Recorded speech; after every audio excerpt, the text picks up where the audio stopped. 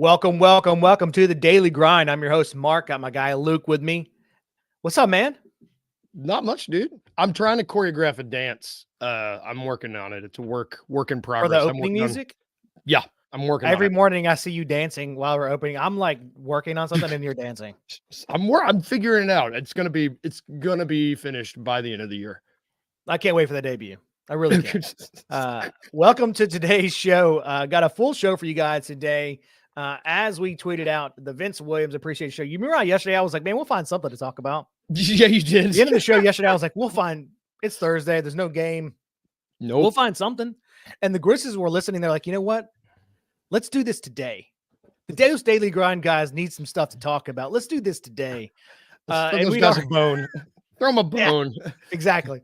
And so, yeah, they were listening and they gave us something to talk about. And so we were, for the record, we were already planning on doing a Vince Williams show today. Yeah. Anyway, it just made the show a little more expanded with some contractual things to discuss, as well as the last segment, who might we see replace Vince Williams, because now they have an open 2A spot. So if you're living under a rock, or if you don't pay attention to the Grizzlies that much, or you're just a casual fan strolling in, that's fine too. Vince Williams signed a 4-year deal, 3-year with a team option on the 4th year for the Memphis Grizzlies, was elevated to the main roster, and Bismack Biyombo was waived by the Grizzlies. We'll get into the actual contractual stuff in the second segment and how what they used, and just kind of the implications of the waiving, all that stuff in the second segment. But let's start with Vince Williams. And here's how I want to start this show. In 2022, the Grizzlies drafted Jake LaRavia. They actually traded 2 first-round picks for Jake LaRavia. You just had to say that. I have to say that every time. You had to add it in. They traded DeAnthony Melton for David Roddy. And who else they drafted at 47 that draft? It's an easy answer. Kennedy Chandler? Vince Williams. Oh. I said it was an easy answer. Vince Williams. Drafted 40. They drafted Kennedy Chandler 38. Actually, 38. They traded, but they drafted Vince Williams 47. So out of the 2020, as much shit as we give Kleiman in the front office about that draft, here we are looking at a guy who, to be fair, has been amazing this year and quite a revelation. And I started to think about this yesterday. I don't even remember how he I have to go back and look how he really started playing, how he started getting minutes. Right, I don't remember. I feel like he was just always here. He just appeared. But yeah, now we're looking at a guy from 2022 drafted 47, and is playing better than both those dudes that we basically threw away 2 first-round picks and a veteran player for. So seriously, that's a shout out, Vince Williams. What's your favorite part of Vince Williams' season so far? I guess it's just his elite. I mean, his elite defense is easy to say, but his offense, it's just his efficiency. He is an efficient as hell player. And I liked him coming out of college, but I didn't. This level of efficiency is next level. I mean, on cleaning the glass, he's in the 96th percentile in his point differential and his efficiency differential. It's plus 12.7. That's so good for a second year dude. That's so fucking good. It's for a second year dude who's been majority in the G League. I would say this is in the NBA. This is his rookie year. I mean, would you agree? 100%. I mean, he played 58 minutes. Excuse me, 68 minutes last season. I think he had 68 minutes in the NBA minutes, as opposed to the almost 600 he's got this season already. It's this is his rookie year. You're absolutely right. This is his rookie year. And I mean, he might make all defense. He might make an all defensive team at this. I mean, people don't watch the Grizzlies, and it depends on how we do, but he's playing at an all defensive level right now. I mean, he is playing at an all defensive level. He won't make that team, but no. But he is playing at a level that is. I was just looking at the stats to see if he appeared anywhere in the top 10 defensive stats. I had not looked before. I don't think he isn't. But you know who is D'Anthony Melton. Damn it. As big as a guy as I really wasn't a D'Anthony Melton fan, to be honest with you, but he's in the top 10. I was just looking for Vince Williams and noticed his name in top 10 in almost every defensive category. But yeah, I mean this is his rookie year essentially. I would say for Vince Williams, and he, his ability to lock down people is unmatched. I think at this point. I mean, like we talked about yesterday, when you put him and Marcus Smart out there together, I mean, the switchability they offer you. And for a while there, like you mentioned, I didn't think he was going to miss a corner three. I mean, he was shooting out for a long time. And so, he's kind of come back to earth on that, but I mean, it's not like terrible. It's not like he's not a guy that you rely on to score 18. He's a guy that you rely on to maybe score 9 or 10, right? But he can score 18. He can score 18, and there will be games, I think, like we saw just a few games ago, whatever gets that was, the Lakers or the Suns, whatever game that was, where he scored 19. There are games where he can give you that, right? It's just not – that's not the consistency of him as an NBA player. But we talk about this a lot as a consistency, and that's what it differentiates between good players and bad players in NBA is consistency. And his consistency is rebounding and defense. That's something that a lot of players don't understand is those are things you can control every night. Yes. Even if your shot's not falling, and he's elite enough in those categories where it makes a difference. Even when his shot isn't falling, it makes a difference. Like first, like we talk about Luke Kennard, if he's not shooting the ball at a high level, unfortunately, he's a net neutral and possibly a net negative for him. And with Vince Williams, he's still a positive, even if he the last game they played, I think he only had 6 points, and yet we were talking about how good he was. Yep. And you had someone like Zaire scored 6 points. We're talking about how bad he was, and that's kind of the difference of Vince Williams that you've seen. And that's what the categories that he's elite in and excels in are things that he has real control over every night, and he can be consistent at no matter what. Like I said, even if he's just having a bad shooting slump, those are some things he can always be good at. Yeah. Now, one thing that's also impressed me, like he plays with a level of fearlessness. There's a difference between irrational confidence and fearlessness. People can be irrationally confident, but he has no fear when he's out there. He doesn't care if he's guarding KD, if he's guarding Luka. He's not out there hunting points. Like he is a fearless ball player. And that's, that's what we've been looking for in these 3-and-D guys. These other guys, they shrink. If the game starts not going their way, they tend to shrink. Vince doesn't. He's just there, and it's awesome. It's awesome for a dude so young, already performing at this level, and for a dude that's we drafted 47th, like you said. It's just it's wild. Well, he is the closest thing, and I think everybody is in this team, especially being in Memphis, everybody's always talking about or joking about it. That's the grind, son. Yeah. But Vince Williams is the closest thing we've seen to Tony Allen. 100%. Tony Allen.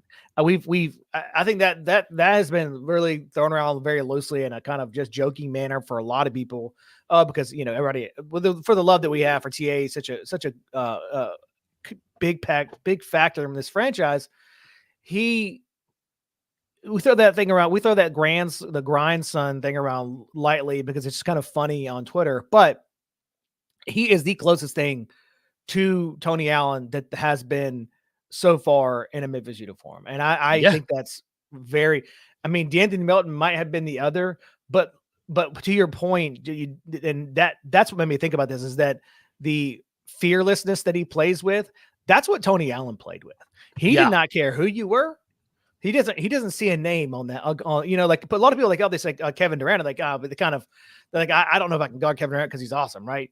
And Tony Allen and for Vince Williams as well, they see through that, if you will. They just see a player on the other side of the court that they're guarding. They don't notice all the other things. I am very curious to see how much film Vince Williams does, because I know, Tony was infamous for that, was infamous for watching a lot of film, to just kind of pick up on little things here and there that offensive players did that kind of gave him an idea of what they were going to do, like before they went into a move or whatever. So I don't think this question's ever been asked him, and maybe I can get Parrish, Sharky, our beat reporter, to ask it maybe on the next home game. Yeah. But I would be curious to know like what his, kind of routine is for a defensive strategy, in terms of how you go about doing that. I don't think I've seen him talk about that. And I could be wrong. Maybe I'm missing that, but I don't think I've seen him talking about that just yet.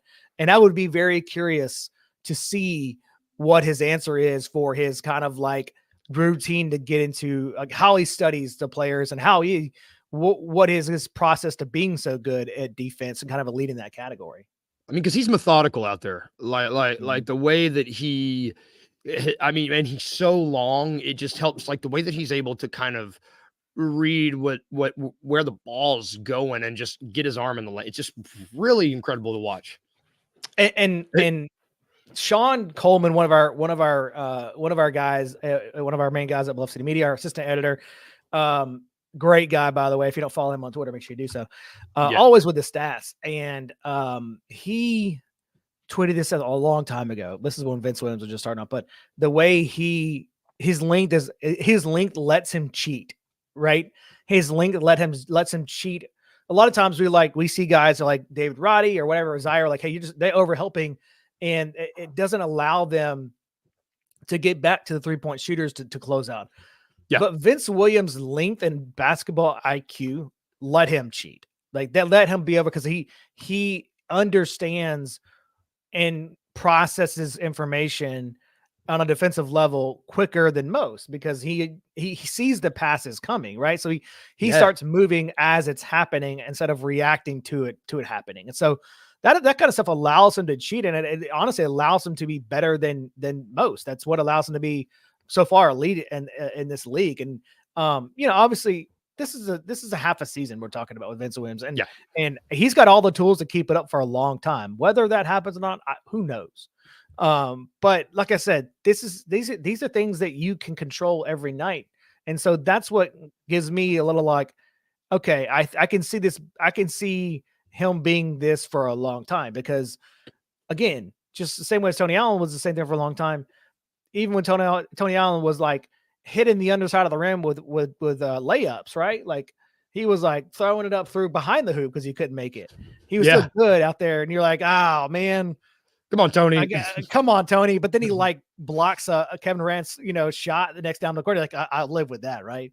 Yeah. And Vince doesn't have the quite like feast or famine offense like Tony did, but that defensive mentality, I think, will let you stick around. Could you let you stick around for a long time? I think. Man, it's going to be a while till we're able to see it, but I'm an eager beaver for the lineup that's Ja, Dez, Vince, BC, and Tripp. I'm very eager to see what that lineup does. Well, speaking of that, and speaking of Tripp, and speaking of Jaren and Sean Coleman, we're going to do a new segment or new every time Sean gets something that I like. So Sean Coleman is our resident statistician on Grizz Twitter. He's our resident statistician here at Bluff City Media.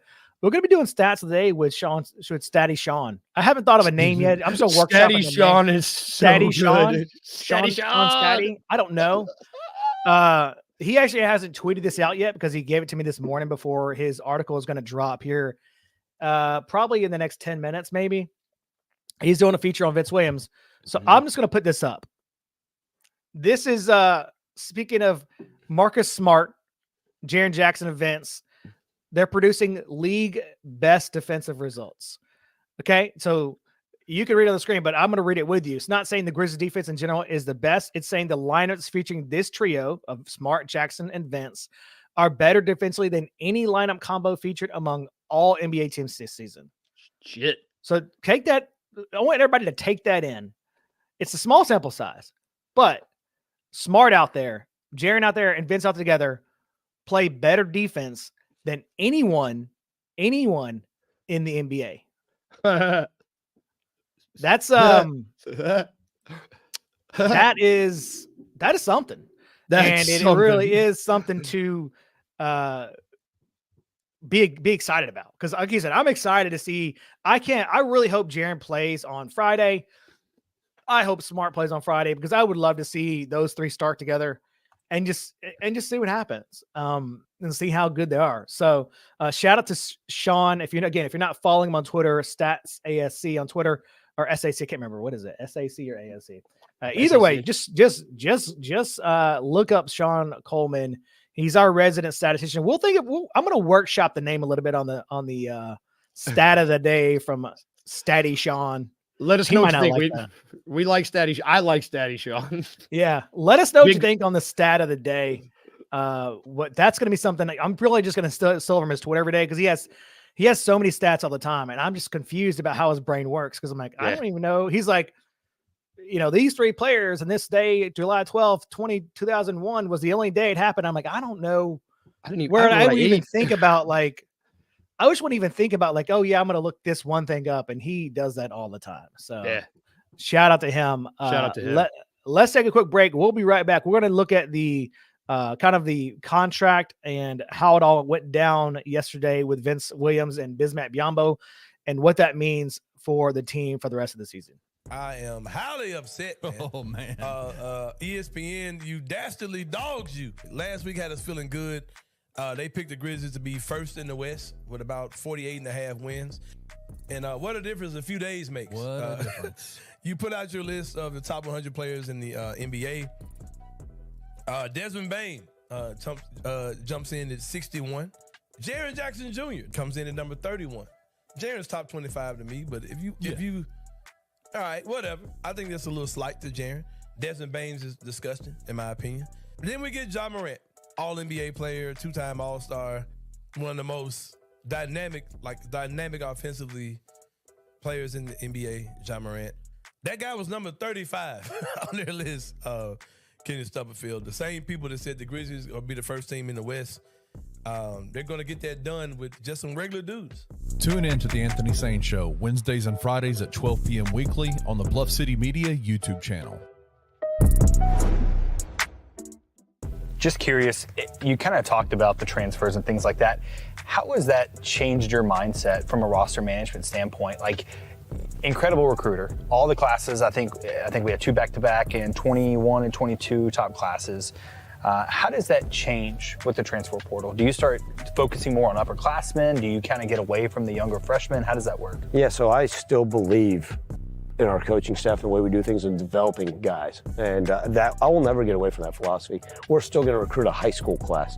Now, there's a lot of colleges out there that say, screw this. We're pushing all the chips in on this roster, win right now, and we'll figure it out. Sure. And if it doesn't, right, it implodes and bad things happen. But I think you still have to bring in true freshmen and develop them and see what they can become. And that I'll never waver from that. But the portal certainly changed things. Tune in to Tigers Untapped with TJ Willis and Trey Lasley every Wednesday at 3 p.m. on the Bluff City Media YouTube channel.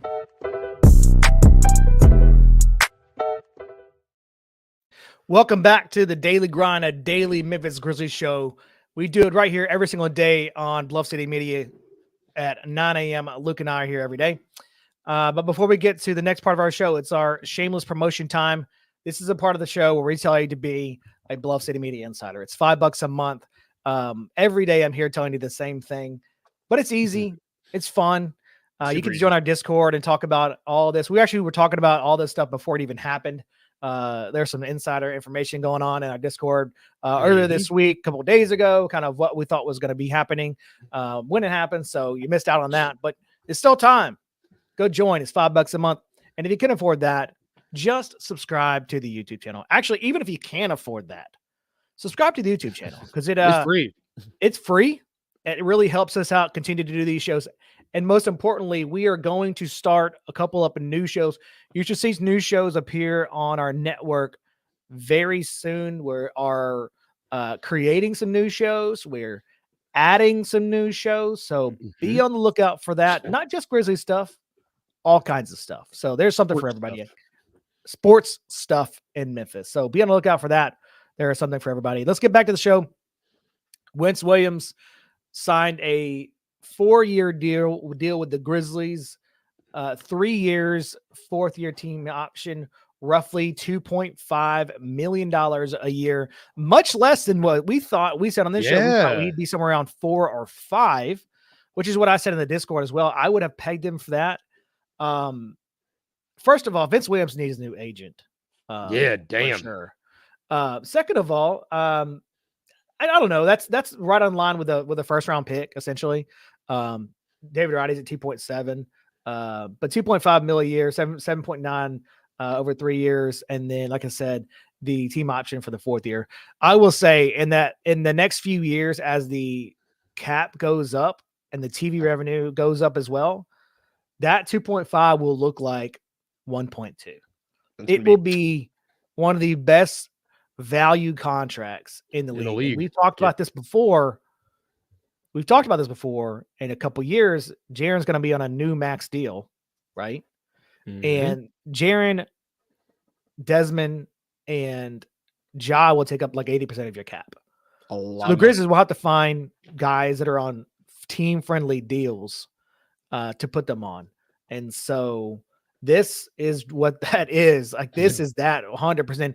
If you can find a guy that's making that kind of money and he can playing this well, yeah, can play starter level minutes against starter level and play starter level defense against starters in the NBA, that will be, again, that's a bargain. It is a bargain. Dude, he can, and he is playing. I mean, he's playing almost 40 minutes some of these games. Yep. I can't do anything that long. I get tired doing anything for that. Like, good Lord. And movies that are that long make me tired. I get tired doing this show for that long. Yeah. When we hit 40 minutes, we're like, all right, we're done. We got work. It's just, it's so impressive. And I think, like you said, it's going to be one of the best contracts in the league. As soon as that cap goes up. Yep. They end up waiving Bismack Biyombo for this to happen. He is got $5 million. He got $5 million. Right? He got all his money. The last day to waive someone before guaranteed money was this past Sunday. And so he got all of his money. So it's $5 million dead money for the Grizzlies. It's not that big a deal, but it is dead money that goes onto the books. There was some talk about how he might have got all of his money. He only got guaranteed $1 million. So guaranteed $1 million was when he got it at signing. And then they have another guaranteed date in the year for deals that are non-guaranteed. And once you pass that date in the league, all deals are guaranteed after that. And so for this year, not the money is guaranteed for the year, not for the whole life of the deal. So that's something that passed up. Were you surprised did they waive Bismack Biyombo? Yes. I mean, they must be very confident in the big that they are supposedly signing on that 2-way, because I could be wrong, but I don't think there's a true center on the roster now. I guess Tillman. Yeah. I guess. Tiny one. I just, there's not a big old true center. And I thought they would want to keep at least one. I don't know why. It makes me feel like they want to trade LaRavia. If it makes me feel like somebody out there wants LaRavia in a package, because I would have waived LaRavia.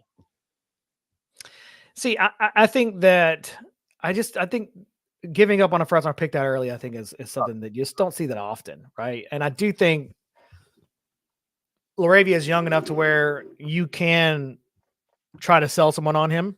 Hey, there's promise there, whatever. Yeah. I was also surprised they waived Bismack Biyombo. I assumed that they try to find a trade. And that just tells me that, kind of reading the tea leaves on that, it tells you a couple things. That no one wanted this Bismack Biyombo. Yeah. Because that's their first, that's their first idea is let's trade him for a second round pick or something, or a third round pick. Sorry, we're both drinking coffee at the exact same time, so neither of us are talking.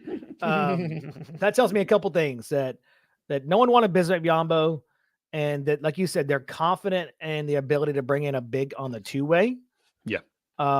Which is what we all kind of expect. And also, I think if I'm reading this correctly, they're confident in Jaren's health.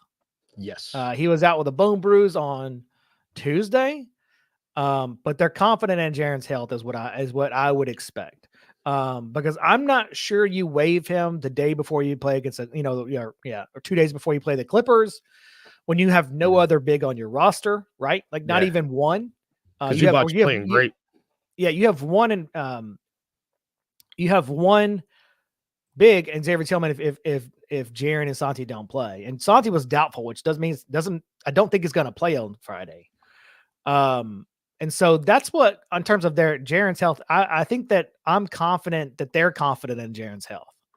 Does that make sense? Yeah. No, I mean, granted, it's tough to not. I mean, this training staff makes me nervous, but yes, it does. I'm with you. It's like it is a very ignorant move if they weren't. It would be an ignorant move to make if they weren't confident in the Jaren's health. Same, and that's again. Those are those couple things that makes me confident. And reading the tea leaves. The other thing I'll say is that I think that they are confident in the ability to find deals that they want to find, right? Like I always thought they would try to maybe do like a 2-for-1 and clean some stuff up that way.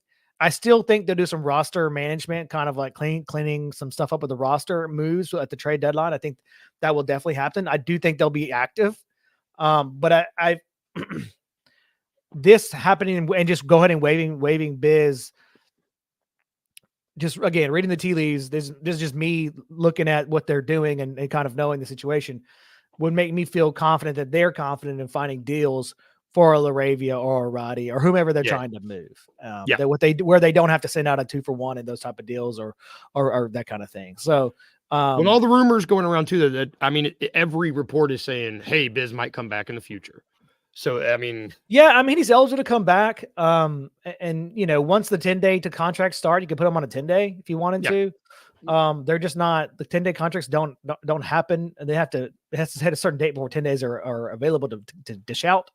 The only reason you saw 10 days early this year was because of the amount of players that had the hardship waiver. Hurt. That's right. That's right. That was the reason you saw 10 days early this year for the Grizzlies. That's, I don't know. He could come back, I guess.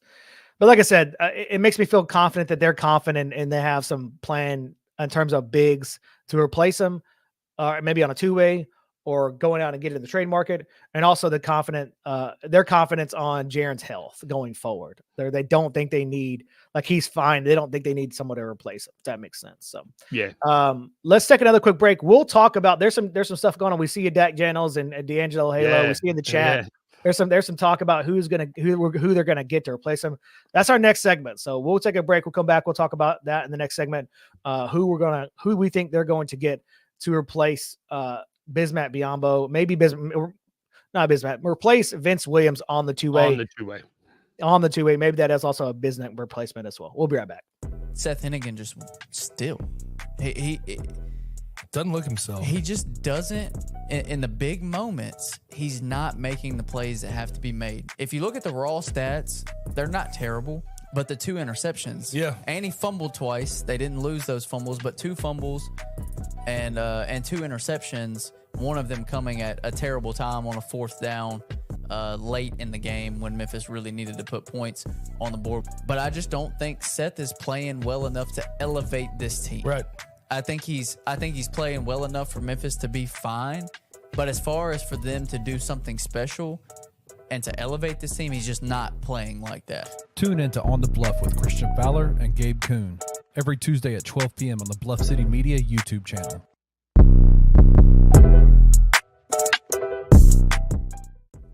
Kenny, there are certain guys in the NBA that are enigmatic players. They're going to be appealing to a large fan base. But when you have guys like that who, like John Morant, who have off-court issues he's had, Kyrie Irving has had the things he's had, the NBA doesn't particularly like the fact that those guys are larger than life. If I'm the NBA, if I'm ESPN, who of course are working together on all this stuff, I'm going to start telling you who you need to like. And it's going to be a different type of guy to kind of play off of the guys that are going to be there anyway. Let me put these squeaky clean image guys that we want to put in front of you up there as well to kind of counteract some of the stuff we get with the guys that we don't have any control out of. So let me put the Tyrese Halliburtons in front of you. Let me put the Shai Gilgeous-Alexanders in front of you, the Josh Giddeys. Let me force these guys in front of you, not particularly on national television games, but let me just kind of create these little sub agendas with these guys to kind of make them those second tier stars that we're gonna like put out in front as well. Like, they're doing this on purpose, man. Like, if anybody can't see this, like, come on, man. Do not sit there and tell me that you really think that Tyrese Halliburton is a top 20 player in the NBA. Tune in to The Anthony Sane Show, Wednesdays and Fridays at 12 p.m. weekly on the Bluff City Media YouTube channel. Welcome back to the Daily Grind, the daily Memphis Grizzlies show right here on Bluff City Media. I don't know what I was about to say. I was about to say daily something, and it wasn't Grizzlies. I was ready. I was ready too. I don't know what's about to come out in my mouth. So apologies on that, but this is a daily Memphis Grizzlies show right here every day at 9 a.m. Who's going to replace Vince Williams on a two-way contract? So with Vince Williams being converted from a two-way deal, something I also failed to mention in that last segment is that they used the rest of their mid-level exception, just like we said he was going to yesterday. Kind of mentioned it yesterday a little bit at the end of the show. Yeah. They used the rest of the mid-level exception. That is how they were able to sign to 4 years. So the way converting two-way contracts works is the mechanism that they use allows the years, right? So if they use a mid-level exception, it allows them to sign them to 4 years, the extension to 4 years. If it's a biannual section, it allows you to do them 3 years. So the mechanism of what they use to sign them with is how it allows them to sign the link, that determines the number of years they're allowed to sign them for. So just to clean that up, they used them with the rest of the mid-level exception that they used for the Bismack Biyombo deal earlier in the year. And so that's how they were able to get them to 4 years. Just so everybody is aware. Not that anybody probably cares but me and you, but I care. Yeah, I think we're it. We're always it. We're always the only two that care about the nuances of the cap. So we're like, bring on the exceptions. Exactly. All right. So who replaces Vince Williams on the two-way now that he's elevated to have a two-way to be able to sign them, which doesn't count against the 15-man roster or anything like that? What's your thoughts? Well, I mean, the big name that I've seen a lot of people toss around is Kai Jones, kid out of Charlotte. He's got off the court stuff. A lot of people are talking about him. I don't want to talk about him that much because I don't want to bring anybody with any off the court issues. I mean, they were even talking about it in the comments.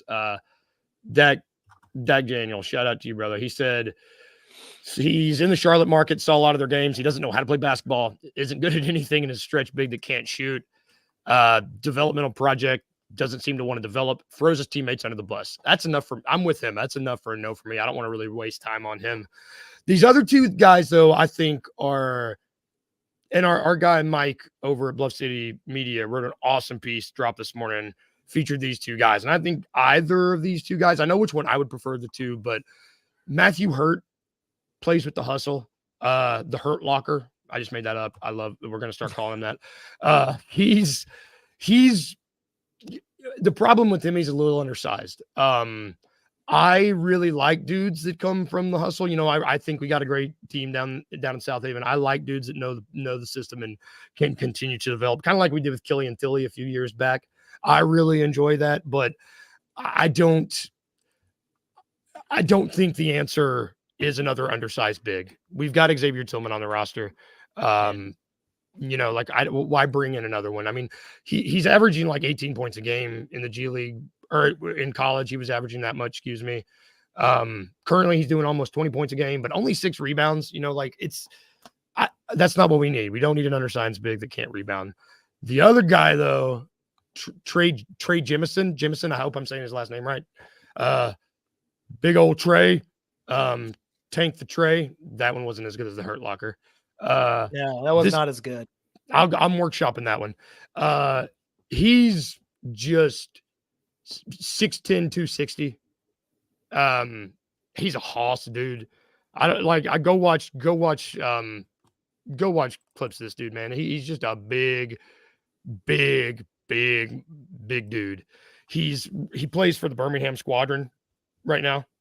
He's averaging 14 points and almost 12 rebounds, over 11 and a half boards. That's what I think we need. he went undrafted and then signed the deal with the Pelicans, and they converted it to a two-way deal. He just can't get minutes with them. They've got enough. They got enough problems. They got a crowded enough roster, but he's just strong. He's almost 7 foot. He's young. He's 24 years old. And Memphis worked him out. They've already worked him out, so there's a little bit of familiarity in there. I think a two-way contract would be great because he's young. He's used to G League stuff. You can still let him develop. But like, if you can give me a dude that's almost 7 foot and can get me double-digit boards a night, man, like that's who I would go after. Somebody who's in the G League already knows the system. I don't know. Yeah, I mean, I'm with you. I'm with you on too bad the Grizzlies just missed out on that kid who had like 33 rebounds in the G League. The Lakers signed him, like he had like a record 33 rebound, which was a G League record, and then signed him the next day. God. But whatever. That's the Lakers, I guess. But yeah, I don't know a lot about Kai Jones. I'll be honest and I've not watched a lot of Charlotte games with their especially their G League games. Nor have I watched a lot of college basketball, so I don't know a lot about Kai Jones. But I'm with you. If we're bringing in people who have off court issues, I'm not prepared for that. Right? There's just the Grizzlies have so much shit going on as it is. But Trey Jamison is a guy that I think would be extremely good. Like you said, it's just a beast, and there's just a big dude. And that's kind of, I think, where the Grizzlies need to lean to is trying to find someone who's just big, right? And just can be big. And so I that's where I would fall in terms of what the Grizzlies should do with this second two-way spot is find a big that is truly big and just can rebound the ball, right? Like that's, yes. That's why I land on it. I don't know if there's any more. Like, I don't know if you have to make it that complicated. No. And so, I think it'll be remains to be seen what they'll do. I don't know if they'll do anything right away. They could always wait and see. Do you know how long they have? Trade. They don't have to do anything. They don't have to sign anybody with that third 10 or two-way. They can just sit. They don't have to do anything. Nice. Obviously most teams carry two ways because it's an easy way to carry a prospect, right? But you don't have to do anything. So the Grizzlies could also wait and see till after the trade deadline to see what happens with, people getting bought out. Not that anybody bought out is going to go on a two-way, but you never know if it's a young guy that gets bought out or get waived off a trade. That's something they could wait and see too. So that's not something to be, I think they'll fill it before. I don't think they'll do that. I don't think they'll wait. I think they will fill it beforehand, but it's something they could do. They could wait to see who gets waived or things like that off of teams from the trade deadline. So they could do that. What I expect them to do is I expect them to fill it with someone from the hustle. That's kind of their MO. That's what I expect them to do. So that's kind of what they do. I don't know if I expect them to go out and get someone else from another team to put on I mean, they could. They just don't normally do that. They normally fill it from the hustle every time. And they're like in the kind of their quote unquote system, they're bringing guys through it, which is fair. It's worked some. It hasn't worked other times. So obviously Kenny Lofton being not one that's worked. And so, and Vince Williams has been one that does work. And so, that's what I expect them to do. I expect them to fill it with someone from the hustle pretty soon and not wait. So if they don't do that, I'll be surprised. If they do that, I won't be surprised at all. So that's what I expect them to do. But they do have lots of options out there, lots of names being thrown around. Like you said, our hustle beat reporter does a great job. You can go check the article out at bluffcitymedia.co, and you can read all the stats that we were talking about in a much probably better and more condensed format than what we gave you, because he's better at it than we are. So go check that out. Lots of good stuff. Lots of good stuff over here at Bluff City Media today. Lots of good articles, several features coming out about Wins Vim. So go check that out. We really appreciate you guys joining the show today. Shout out to Dak Jandals, by the way. I'm sure I think I've seen his name on the He's in the 901. The Grizz 901 post game. He's finally made it to our chat. So welcome. Of course, D'Angelo Halo always here every day. So appreciate you being here as well. So I appreciate you guys joining. Appreciate you guys listening. If you missed anything, go check out the replay. And we talked about everything from Vince Williams' contract to what he means to this team. So we'll be back tomorrow with a preview of the Clippers game because the Grizzlies do take on the Clippers tomorrow night. We should see an injury report coming out this afternoon between about 4 and 7. So we'll see who's on it. Hopefully it's not Jaren. We'll be waiting patiently to see what we find out about Marcus Smart, what we can glean from that injury report tonight as well. So be prepared for that. We might have to talk about that tomorrow as well. But we'll be back tomorrow, last show of the week at 9 a.m. So make sure you tune in and have fun with us.